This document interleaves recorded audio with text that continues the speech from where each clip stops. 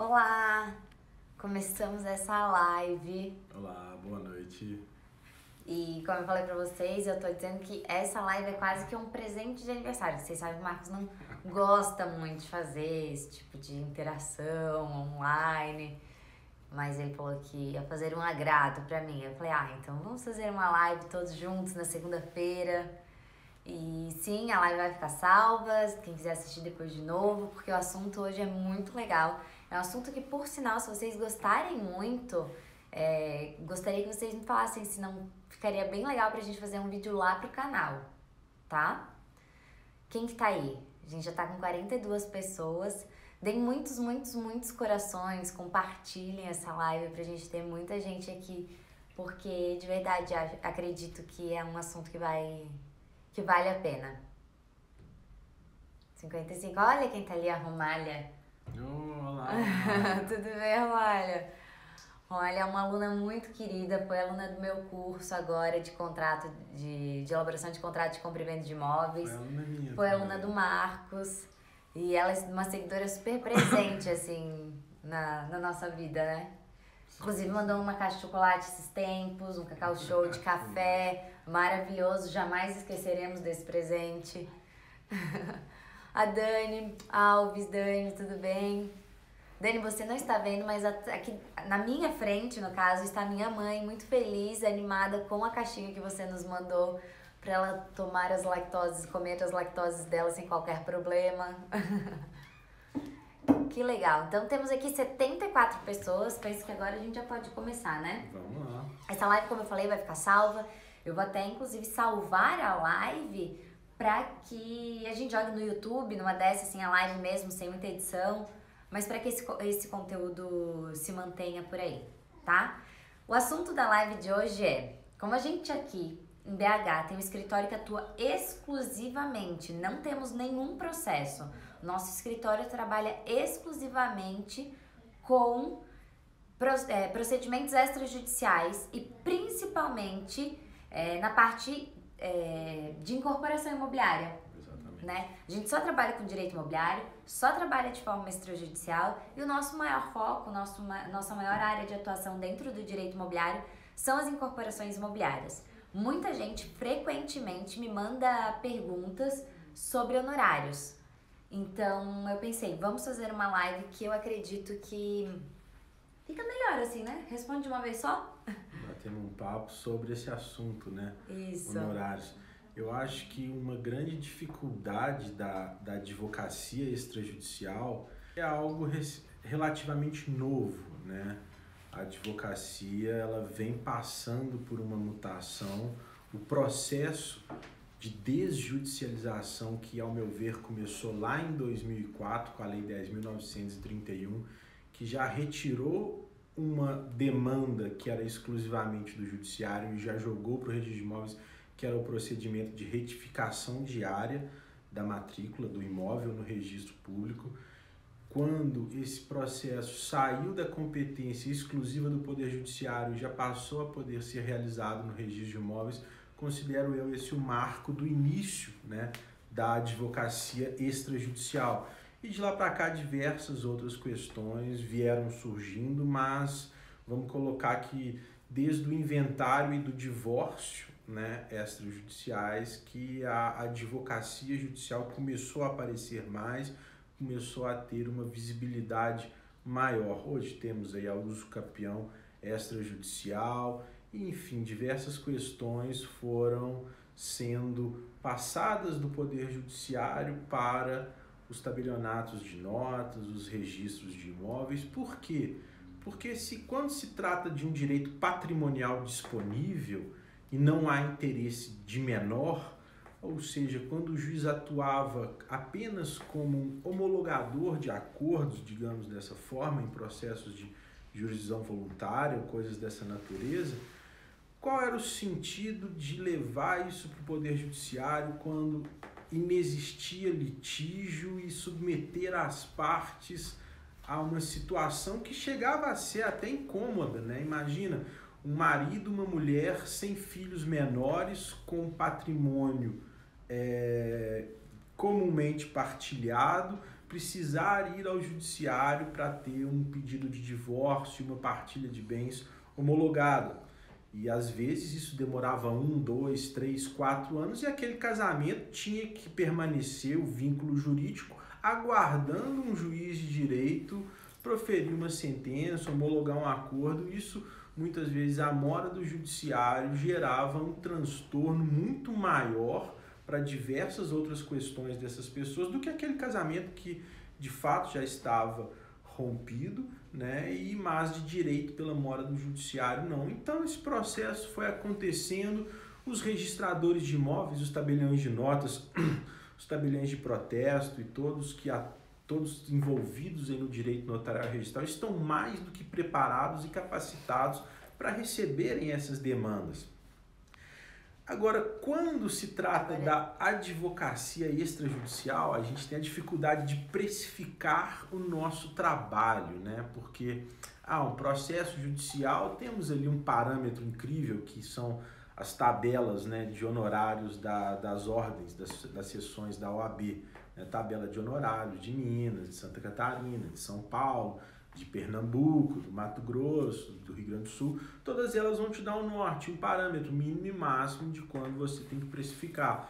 Mas quando chega no seu escritório um cliente falando, eu preciso regularizar um condomínio edilício no cartório de registro de imóveis, eu preciso desembaraçar um registro de uma incorporação imobiliária, preciso fazer uma retificação extrajudicial de registro, ou preciso de algo da advocacia extrajudicial. Como colocar um preço nisso, né? Então, eu e a Mariana, a gente vai passar para vocês um pouco dessa experiência que a gente tem nessa atuação profissional nossa, né? Eu recebi algumas perguntas que eu deixei hoje lá para vocês mandarem. Deixa eu só ligar aqui a luz, só um pouquinho. Acho que estoura mais, né? Sim. Tá amarelando ou tá? Não tá, eu não consigo ver se tá com cheio de perguntas. Então.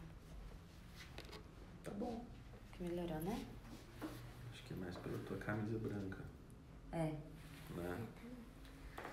Tá, então eu pedi algumas perguntas ali pra vocês e vou... Meu Deus, mas tá estourando demais. Pera. Aí, tá bom. E vou compartilhar aqui as que a gente escolheu pra responder, tá? Que a gente escolheu, no caso eu que tô escolhendo agora, mas faz de conta que foi todo mundo junto. Eu acabei de ver uma. Existe a possibilidade de cobrar pelo êxito? Claro que existe, né? Claro que existe. Eu tenho acontecendo nesse momento uma uso capião extrajudicial que eu, obtendo o êxito do registro da uso capião concluída, tem um valor de honorários X pelo êxito que eu vou ter nesse processo extrajudicial. Mas é algo muito peculiar, porque no caso da uso capião existe essa possibilidade de que tu faça essa cobrança por êxito. Agora, uma incorporação imobiliária não existe essa possibilidade do êxito. Tu vai começar, tu vai concluir. Numa incorporação num não divórcio, é algo que demanda êxito. O divórcio, um inventário... Todas essas questões, é claro que é sempre importantíssimo um contrato de honorários de advocacia extrajudicial, quando você pactua, por exemplo, a elaboração de um divórcio extrajudicial, de um inventário extrajudicial, que você deixa no seu contrato de honorários muito bem pactuado, que se for necessário ir para as vias judiciais, haverá uma nova tratativa de honorários. Sim. Não precisa desde logo pactuar o quanto será esses honorários do judicial, mas é importante que fique muito claro, porque se você não coloca essa possibilidade de que indo para o judiciário você vai precisar fazer um novo contrato, muitas vezes pode ser interpretado o seu contrato na forma assim, você iria fazer um meu divórcio.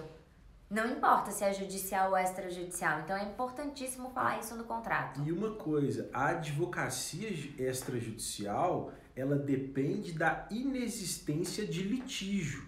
Sim. Então, por exemplo, se alguém me contrata para fazer uma retificação extrajudicial de registro, a Lei 6.015, artigo 213, inciso 2º, me exige a anuência dos confrontantes daquele imóvel.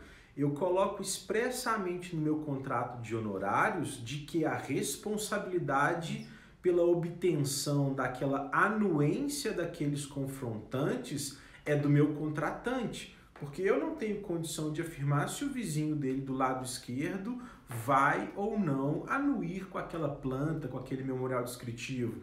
Se eu sou contratado para elaborar uma convenção de condomínio que depende da anuência de 2/3 dos condôminos, eu coloco no contrato que é responsabilidade do meu contratante garantir que haverá obtenção do quórum de 2/3 dos condôminos para assinatura daquela convenção de condomínio, porque aí são questões que não é da minha alçada, né, garantir aquele resultado, desde que ele me garanta um quórum unânime ou de 2/3 ou que os confrontantes assinem, aquele serviço será realizado, mas se não houver essa garantia, eu não consigo chegar naquele resultado fim de forma extrajudicial. E outra coisa também que é legal para você poder fixar a cobrança por êxito é que às vezes o cliente chega com um prazo para ontem, né? Então você pode colocar, se eu desembaraçar esse registro em um prazo de 90 dias, eu vou ter um êxito de R$10.000. Se for num prazo de 120 dias, eu vou ter um êxito de R$8.000. Que aí também facilita a sua até contratação, porque seu cliente vai falar assim, não, se ele está garantindo que naquele prazo, né, ele vai ter aquele êxito, e quanto mais longo for esse prazo, menor vai ser o que eu vou pagá-lo a título de êxito, esse advogado se garante naquilo que ele vai fazer. Então isso às vezes também facilita o contrato, condicionar o êxito a um lapso temporal para o registro ou para aquela situação que seu cliente almeja. Isso. Mas essa cláusula de colocar a responsabilidade do contratante é sempre muito interessante, nós temos em todos os nossos contratos, tá? Independente de qual serviço a gente está prestando, nosso modelo, digamos assim, de contrato de honorários sempre tem essa cláusula de que as assinaturas ou obtenção de documentos de órgãos públicos é de responsabilidade do cliente, tá? Vamos para a próxima pergunta. Espera que eu tenho... Não é antes de eu escolher, que eu já escolhi uma. Tá.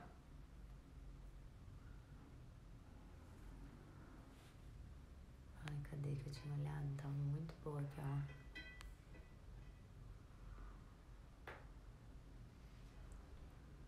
Essa daqui, ó. Nessa.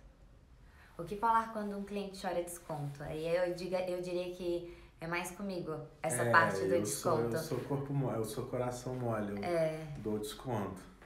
Eu não costumo dar desconto, assim. Tem uma pergunta de parcelamento, depois eu vou pegar ela, mas eu sou mais a favor de dar um parcelamento maior, de fazer aquele valor por 5, 6, 7 vezes, dependendo, e isso é muito importante, dependendo do serviço e do tempo que eu acredito que eu vou desembolar aquele serviço, aí eu deixo aquele parcelamento do que dar um desconto. Enfim, mas é postura, vai depender da sua região. Aqui em Minas Gerais, por exemplo, aqui em BH, né, não vou ser tão grande assim, né, em Minas Gerais, mas aqui em BH tem realmente uma cultura muito forte do desconto, que eu não percebia tanto lá em Itajaí, sabe? Lá era muito mais tranquilo, não era todo cliente que me pedia desconto, eram raros os clientes que me pediam desconto, e eu sempre ofertava o parcelamento ao invés do desconto. Aqui todo cliente pede um desconto. Quando ele tá tratando comigo, ele nunca leva desconto. Quando ele tá tratando com o Marcos, então aí, ó, clientes, você pode usar a tática de eu te dou um desconto de metade do dobro. Ai, né? Agora, uma questão bem legal nisso, de vivência, quando eu comecei a advogar extrajudicialmente, né, eu cobrava X pelo meu serviço. Essa questão do desconto, até você saber precificar aquele seu valor, que é muito subjetivo, depende de vários aspectos, né? Eu me recordo uma vez que, vamos supor, eu cobrava R$1.000 para fazer uma incorporação, né? E aí eu fechei com um cliente 2, 3, 4, 5. E chegou no momento da minha vida que eu estava com uma demanda de serviço tão grande que eu me fechei a novos clientes. Eu falei assim, olha, eu não tenho condição física, humana mais de resolver algum caso novo, né? Aí, de repente, me liga um cliente querendo que eu fizesse para ele um serviço. E como eu já não tinha mais tempo, eu já estava com minha demanda, minha capacidade de resolver isso saturada, eu parei e pensei, não, eu não vou recusar o cliente, mas se numa situação normal eu cobro 1.000, deixa eu jogar um preço aqui para ele de 3.000 e vamos ver o que acontece. Aí eu virei para esse cliente e falei com ele, disse, olha, eu faço, mas o valor vai ser de 3.000 reais, ou seja, 3 vezes mais do que eu cobrava numa situação normal. E de repente o cliente virou para mim e falou assim, ok, fechado, quando você começa, me fala os dados da conta que eu vou te pagar, o que eu preciso. Esse momento, quando isso aconteceu comigo, eu parei para pensar, eu falei, opa, será que o preço que eu venho cobrando está de acordo com o valor do meu trabalho, com a demanda, com a concorrência que eu tenho aqui em Belo Horizonte? E aí eu parei para fazer uma análise, aí que essa situação me despertou, pensei, pô, será que eu estou cobrando barato demais dos anteriores? O que está acontecendo? Então, com isso, eu consegui ir nivelando, né, o valor do meu serviço, o valor desse serviço nosso que é extremamente subjetivo, né? O conhecimento, a gente trabalha com conhecimento, isso é algo extremamente subjetivo. Tá, agora para falar, porque eu sei que já tem gente perguntando aí para que a gente fale valores reais, já que o curso do Marcos de Incorporação Imobiliária está sendo lançado hoje. Logo após dessa live, as inscrições estarão abertas. Então, já que a gente tem esse tema, vamos largar esse R$1.000 de lado. Vamos. E vamos falar os valores reais. Hoje, quanto que a gente cobra, no mínimo, qual é o nosso mínimo para fazer uma incorporação imobiliária? Depende.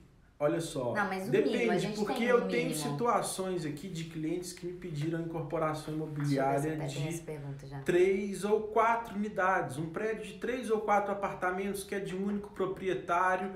Uma incorporação dessa eu vou ficar no mínimo de R$10.000 aproximadamente, numa faixa aí de 8 a 12 mil reais. Do mesmo jeito que eu já fiz incorporação de empreendimentos com 800 unidades que envolviam um shopping center no térreo com 300 lojas e um prédio de 8, 9 torres em cima, que foi uma incorporação que eu cheguei a cobrar R$70.000 para executar tudo isso. Não só a incorporação, mas como escrever a instituição de condomínio, a convenção de condomínio, pensar aquela convenção de condomínio. Então eu acho o seguinte, preço, aí eu te falo, fica entre o mínimo de R$8.000, R$10.000, que seria para um condomínio extremamente simples e de poucos proprietários, porque para uma incorporação imobiliária, quanto mais pessoas são donas daquele empreendimento, maior é o trabalho que você vai ter de buscar certidões daquelas pessoas. Então, a gente fica no seguinte sentido, quantas pessoas e quantas unidades? Quanto mais unidades tiver no empreendimento e quanto mais pessoas forem donas daquele imóvel, maior vai ser o preço, né? Mas eu te falo, ficamos numa faixa aí de R$8.000 e o céu é o limite, né? Mas uma média para um prédio padrão aqui em Belo Horizonte, um prédio de 20 apartamentos, né, de um proprietário que é o incorporador pessoa jurídica, a gente fica na faixa de 15 a 20 mil reais. Assim, também tem muita questão do cliente, né? Porque a gente tem cliente que faz ali 4 incorporações por ano. Aí esse cliente que é um cliente fiel, né? Esse cliente, ele acaba que a gente cobra um pouco menos, até porque ele já entende como é que funciona a nossa logística aqui do escritório, a documentação dele quase sempre está redondinha para fazer a incorporação, então a gente acaba cobrando um pouco menos. Mas se chega um cliente novo aí com apartamento, com um prédio para incorporar de, sei lá, 30 unidades e vamos por 3 proprietários, seriam uns R$15.000, mais ou menos. Então super vale a pena fazer o curso do Marcos, era essa conclusão que eu queria chegar daí para vocês também. O que engloba, e daí eu separei essa pergunta que é muito boa, o que engloba o honorário da elaboração de incorporação? Aí vai depender também do que você vai ofertar para o seu cliente, o que você pactuou no contrato. Tem cliente que senta aqui que ele precisa fazer toda uma análise, tanto um planejamento tributário daquele empreendimento, como também um planejamento empresarial. Então ele precisa fazer a abertura de uma empresa, ele precisa fazer contrato social para a abertura daquela empresa, ele precisa fazer o contrato de compra e venda quando ele vai comprar o terreno, ou o contrato de permuta. Esse é o tipo de cliente que eu gosto. É aquele tipo de cliente que eu vou com ele do início ao fim fazendo tudo, absolutamente tudo. E o que seria esse tudo? Primeiro, seria uma due diligence do terreno. Saber se aquele terreno carrega consigo ou se os proprietários atuais daquele terreno carregam consigo algum ônus que possa prejudicar o empreendimento, aquela aquisição ou os adquirentes futuros. Se aquele terreno seria vendido em fraude de execução ou não, enfim, essa análise pregressa do terreno. Já aconteceu aqui no escritório, inclusive, de a gente pegar todo o serviço desde a DU, e daí quando a gente elabora a DU, começa a entender esse terreno que ele pretende construir um empreendimento, analisar aqueles proprietários, a gente chega à conclusão de que não vale a pena, que não é possível, que não será viável a construção daquele empreendimento. Isso a gente já deixa também pactuado no contrato. Então a gente finaliza ali o nosso trabalho falando, ó, esse terreno não dá, procura um outro, a gente vai cobrar pela DU e ponto final. E ali acaba. Essa é a forma mais segura, porque nós também já fomos contratados para fazer uma incorporação, na verdade foi um loteamento, né? Para fazer um loteamento que não foi feita a DU, e quando chegou aqui foi desesperador, né? Sim. Eu acho que eu fiquei assim 2 semanas sonhando com a antiga proprietária do terreno, porque tinha tanta certidão positiva, tanta certidão, tinha tanta dívida trabalhista, dívida civil, tinha muita dívida. Era, tipo assim, muito difícil fazer aquele loteamento. Mas a gente teve que seguir daquele jeito porque o cliente não contratou a DU. E ele já tinha comprado o imóvel, ele já tinha pago X milhões de reais. E ele assumiu, assim, um ônus por isso, eu diria milionário, porque foi quase, tipo, foi meio milhão de ônus que ele teve ali, né? Que a gente calculou mais ou menos. Que ele teve que perder para assumir aquela incorporação, aquele loteamento. Então, voltando, o legal quando o cliente te fecha é você fazer tudo. Fazer a DU, fazer um planejamento tributário, e aí é muito importante, né? Eu pego uma consultora, viro para ele e falo assim, como você vem fazendo isso nas suas últimas obras? Como que é a receita disso? Ou como você instrumentaliza isso? Ele fala, normalmente eu compro terreno, assim, assado, faço isso, faço aquilo, vendo. E aí eu vou calcular qual é a carga tributária, quais são os custos cartoriais que ele vai ter com essa forma com que ele opera. E muitas vezes eu consigo para ele propor que faça aquilo de uma forma ou de outra, usando uma SCP, usando uma SPE, usando um patrimônio de afetação com um regime especial de tributação. E muitas vezes eu consigo reduzir a carga tributária dele em até 30%. Né? Eu consigo reduzir a cada milhão que meu cliente vai faturar vendendo essas unidades, em vez de ele pagar 7,33, 73 mil de imposto, eu consigo reduzir isso para 40 mil reais. Ou seja, eu chego a economizar 33 mil reais de tributo para cada milhão que meu cliente fatura. E quando eu mostro isso para ele em números, e ele vê que me contratando para fazer aquilo, às vezes ele pode economizar lá no final 200, 300 mil reais em tributos que ele já está acostumado a recolher em outras obras. Olha como você consegue agregar muito valor ao seu cliente. Você vira para ele e fala assim, olha, você vai me pagar 20, 30, 40 mil reais para fazer essa incorporação e ainda assim estarei lhe economizando 200, 250 mil reais. Aí a gente começa a entrar numa seara de algo que não tem preço, né? Ele vai te pagar com a economia que ele fará e ele ainda terá um ganho econômico enorme, né, com essa contratação. Então fazemos o planejamento tributário, muitas vezes eu vou para o direito societário e por isso que eu busquei um mestrado em direito societário, porque é um ramo do direito que dá muito subsídio para a redução de custos de transação, né, em qualquer ramo de atividade empresarial, de atividade comercial. A empresa, o CNPJ, pode te reduzir burocracia e tempo. Aí fazemos o contrato social de uma SPE, por exemplo, de uma sociedade de propósito específico. Aí entramos na lavratura do instrumento de aquisição daquela propriedade, seja uma compra e venda, seja uma permuta do terreno por unidades a serem construídas no próprio local.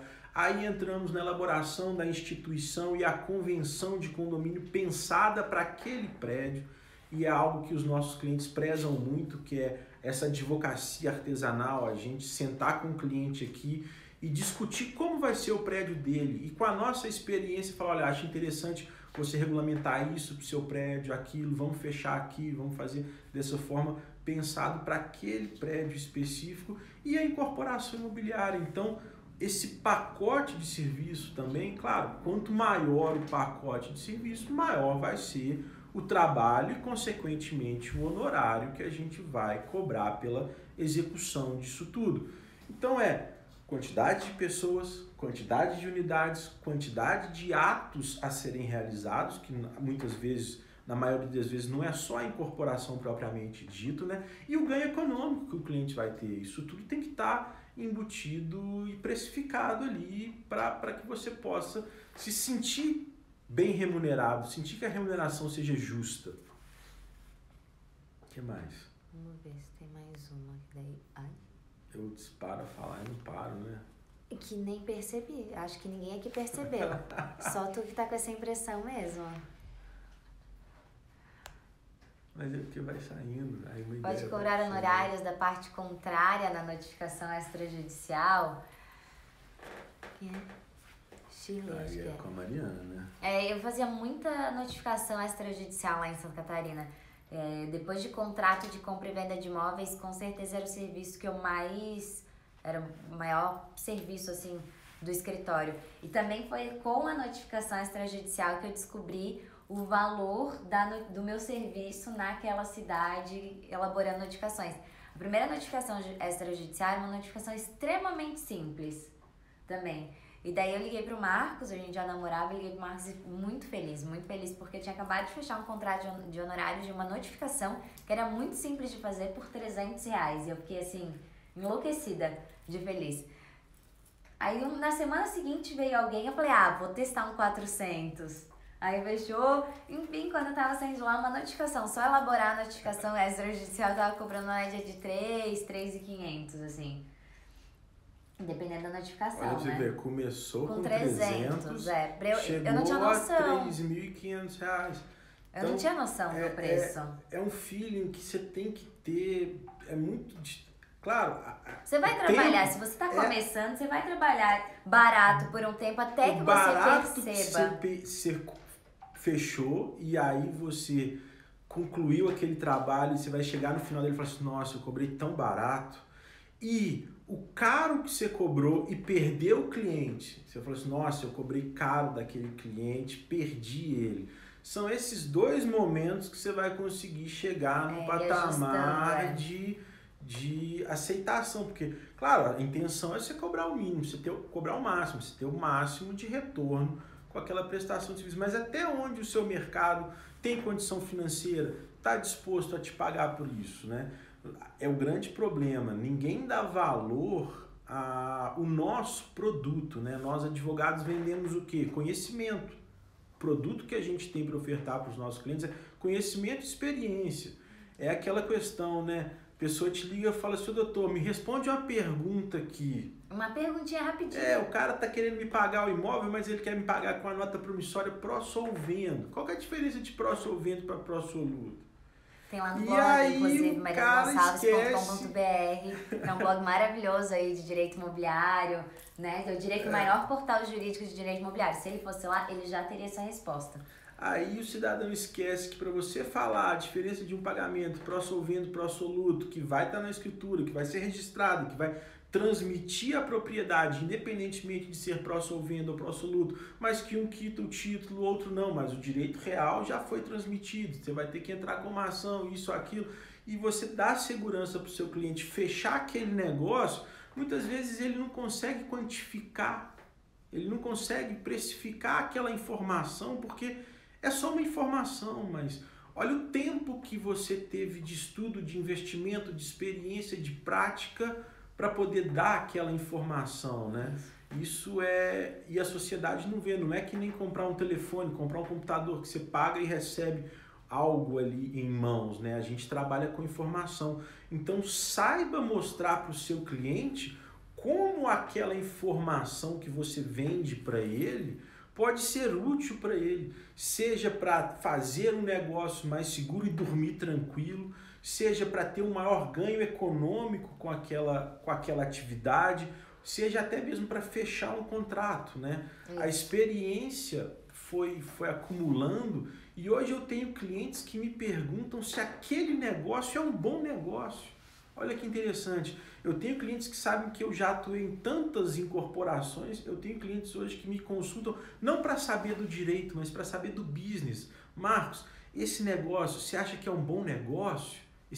Sabe, você acha que eu tenho condição de seguir com isso? Muitas vezes ele quer uma resposta minha de empreendedor, né? Por ter lido milhões de outros negócios. Olha, isso está dentro da média, não está? E aí você vai começando a despontar, né? Num certo ramo do direito, que no nosso é direito imobiliário, incorporações. Vou só responder essa última da Luana e depois eu vou para algumas perguntas que estou recebendo ali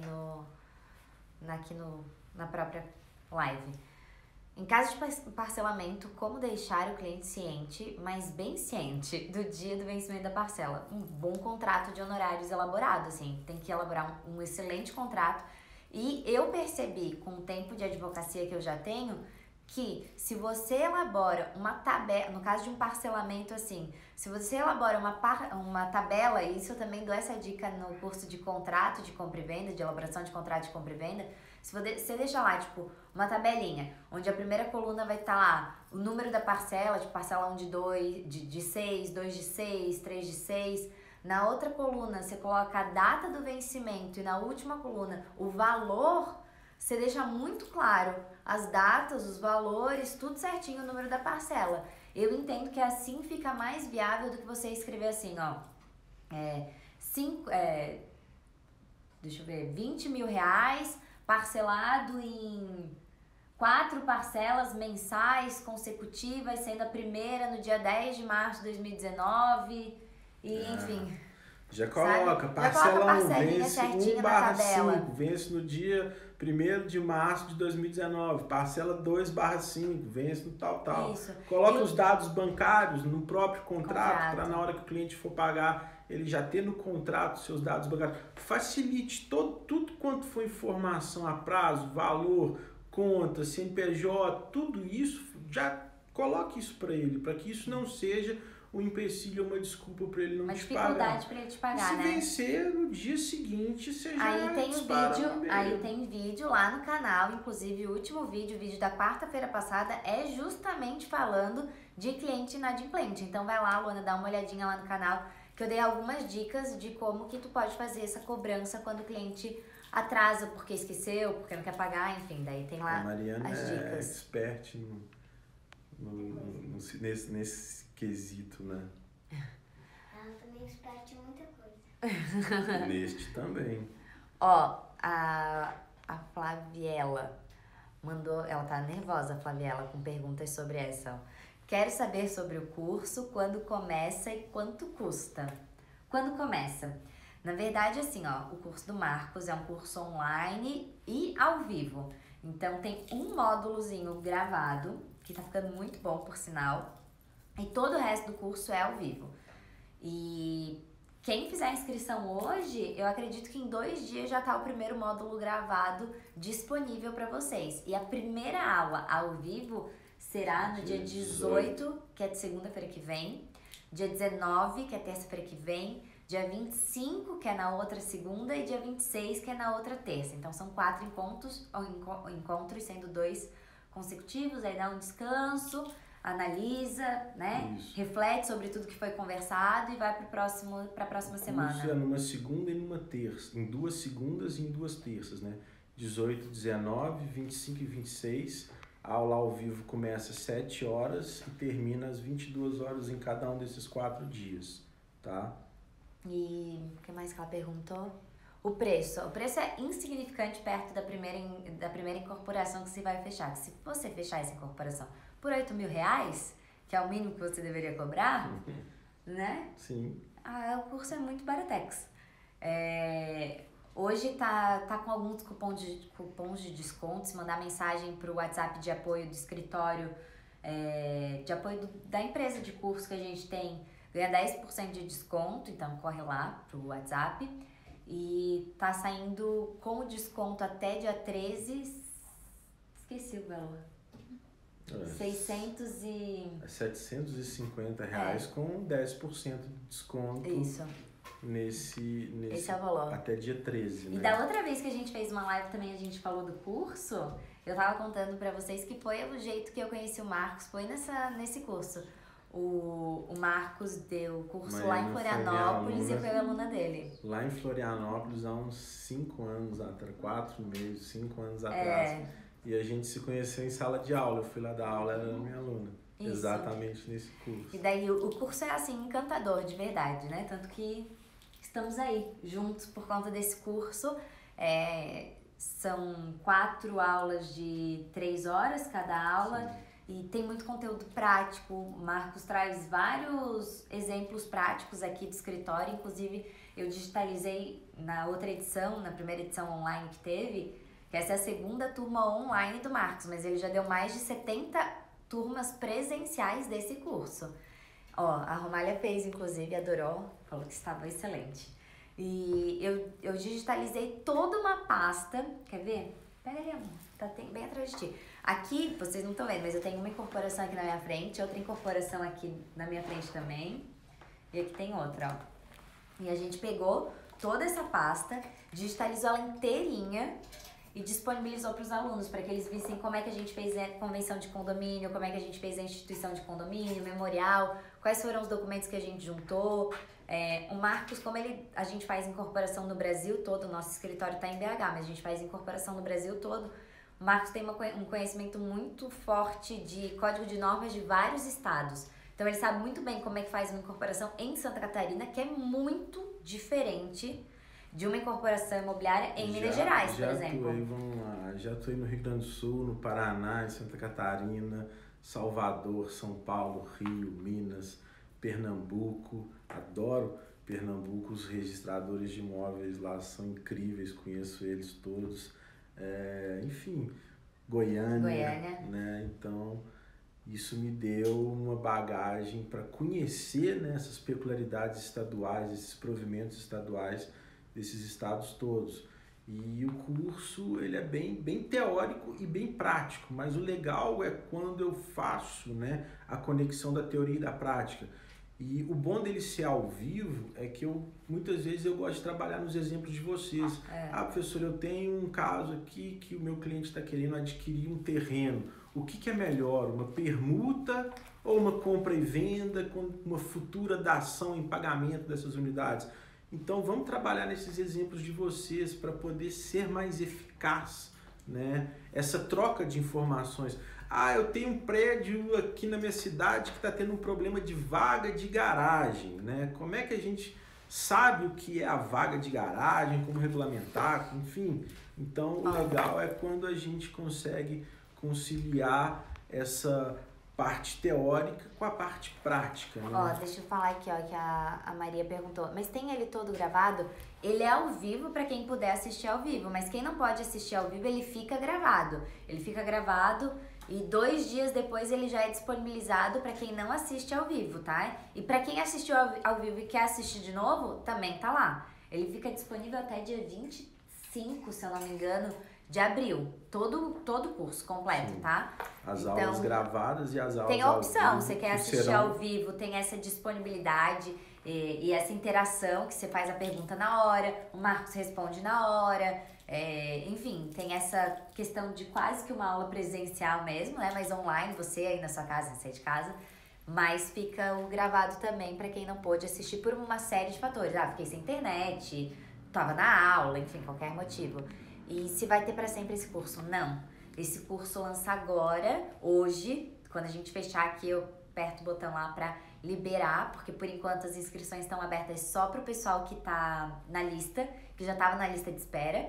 Então, terminando a live, eu abro para todo mundo e ele fica disponível só até segunda-feira, dia 18. Porque daí, dia 18 começa a aula, daí encerram as inscrições e daí só esse curso de novo vai para quando? Agosto? Setembro? Isso não. Acho que agosto ou setembro, que é mais ou menos o nosso calendário lá de cursos. Eu não tenho certeza agora, mas acredito que é um desses 2 meses. Gente, então é isso. Eu vou falar pra vocês bem a verdade, que eu tô assim ansiosa pra gente também encerrar a live, porque meus pais estão aqui E eu tenho que aproveitar, porque é a segunda vez só que eles vêm aqui pra BH desde que eu mudei, né, amor? E daí a gente vai pra casa, aproveitar um pouquinho. Mas eu queria muito conversar um pouquinho com vocês, aproveitar que o Marcos estava disposto a fazer uma live aqui. E eu pensei que esse assunto de falar, assim, conversar um pouquinho sobre honorários extrajudiciais ia ser bem interessante, assim, compartilhar as nossas experiências.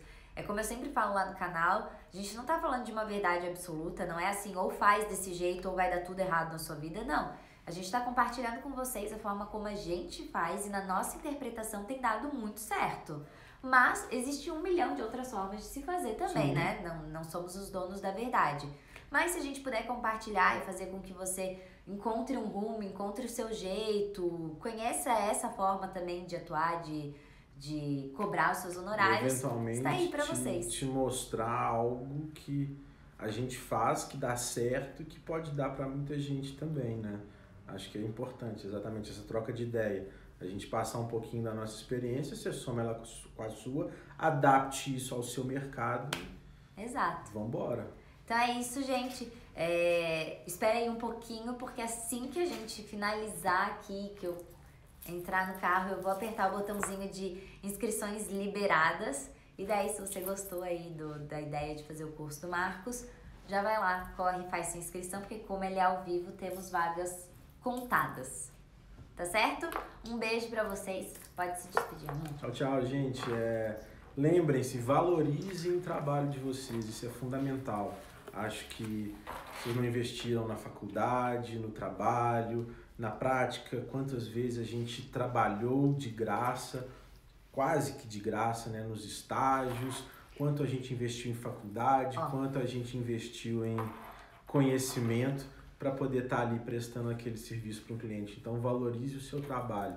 E outra, não prejudique a sua carreira por uma causa, porque na sua carreira irão passar 1000 causas, 1000 clientes. Então, a sua carreira sempre é muito mais importante do que qualquer causa que você possa pegar, né? Sim. Então é isso, gente. Um beijão. Beijo aí, Marco Aurélio. Tchau pra Tchau, vocês. tchau. Tá. Alguém tem